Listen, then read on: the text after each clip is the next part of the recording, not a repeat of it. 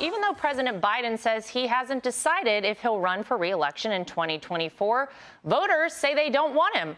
In a new ABC News Washington Post poll, more than half of Americans want someone else to be the presidential nominee. And Democratic candidates are getting the message. They're distancing themselves from the president and even attacking him. Here's Beto O'Rourke, who obviously said this for political reasons.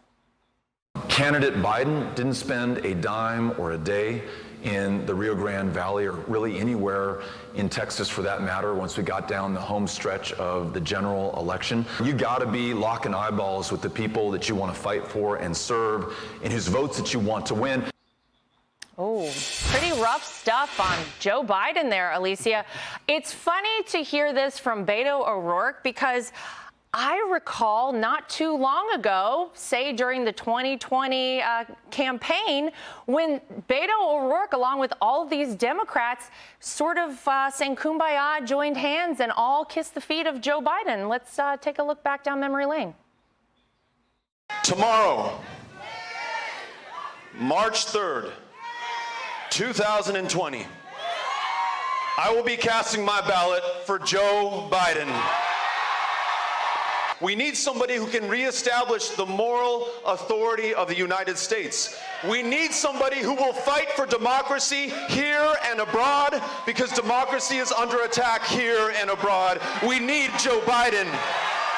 Man, he didn't seem to have a problem with him back then. Alicia, what happened? No, I know. And we were talking about this earlier. Remember that day when it became evident that it was going to be Joe Biden, all of the candidates one by one just started dropping and throwing in their support. Man, how things have changed, right? Wow. And we're also seeing so many of the candidates out there right now in these swing states who are also really struggling when they're asked, do you want the president to come out and campaign for you? Like Mark Kelly, the senator out of Arizona who's fighting for his seat. Remember back in August, he was asked, would you want the president to come campaign for you? And his answer was, if someone wants to come to Arizona and talk about Arizona issues, I'll be there.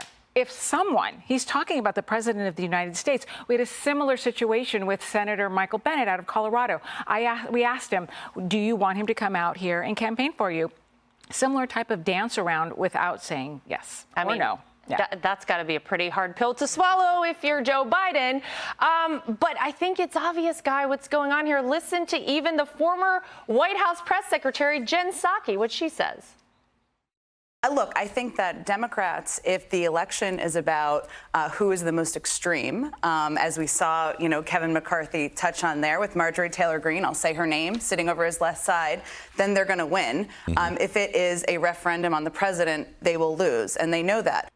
I mean, Guy, they know that Joe Biden is basically the anchor around the neck of the Democrat Party. And that's his former chief spokeswoman saying that, right?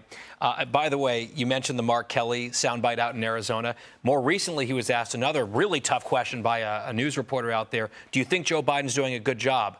And Mark Kelly sat there for like 10 seconds trying to figure out what on earth to say about that. So it's not a real stumper, at least it shouldn't be. Have something ready.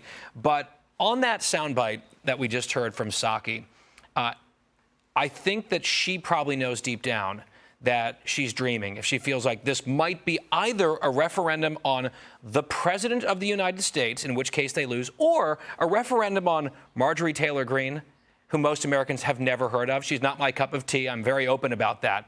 But they say, Marjorie, what? Versus the president of the United States. I think that is very wishful thinking.